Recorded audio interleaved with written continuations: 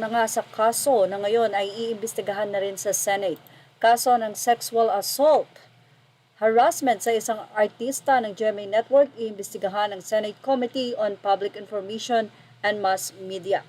Yan mismo ang ibinahagi ng 24 oras sa kanila nga pong pagbabalita, kung saan inihayag nga ni Senator Robin Padilla na kanila nga pong iimbestigahan ang nangyaring di umano ay harassment.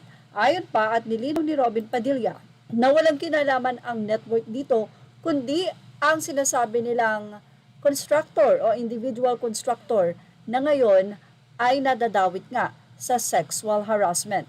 So ibig sabihin ang isinampa nga sa NBI na kaso nitong si Sandro Mulak ay hindi naman rape kundi sexual harassment.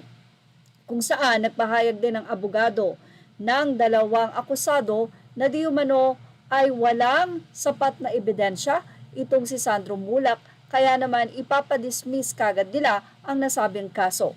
Pero mukhang nagbunga nga ang pagtungo ni Nino Mulak, ang ama ni Sandro, kay Senator Bong Revilla dahil nga sa naging announcement ni Senator Robin na ito ay ididinigin sa Senado. At kapag ka sa Senado ay napasok na nga ito, sigurado na ang lahat ay riribasuhin, tatanungin, at lalong-lalo na ang sinabi na nag-text itong si Sandro Mulak sa dalawa at sinabi kung nandun pa ito dahil pupunta na raw si Sandro. Hindi daw iyon basihan para mapawalang sala ang mga akusado.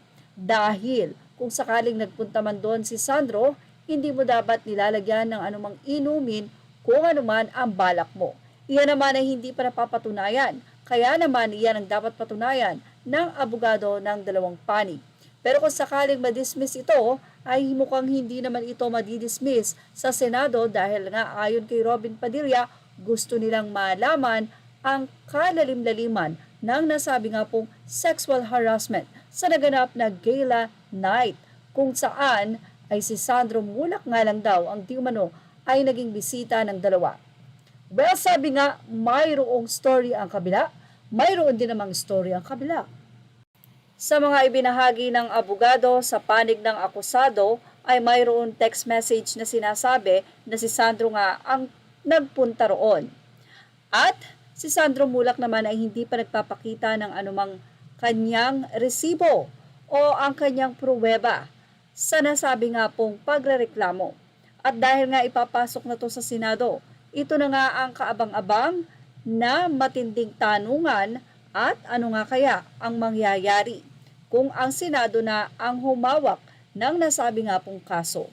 Well, congratulations Nino Mulak dahil talagang andon ang pagsuporta ng mga kapwa-artista. At sabi nga, hindi lang ngayon nangyayari ang mga ito kundi noon pa. Kaya dapat ito ay tapusin na kapag ka may bagong artista na sisibol ay gagawan mo ng hindi maganda or o-offeran mo para ito magkaroon ng project. At kapag hindi ito pumayag, ay bigla-bigla na lang itong mawawala. Well, abangan na lang po natin kung ano nga ba ang mga susunod na kabanata sa naging announcement na ito ni Senator Robin Padilla. Yan ang ating showbiz snap update. Thank you for watching. Images are all credit to the rightful owners.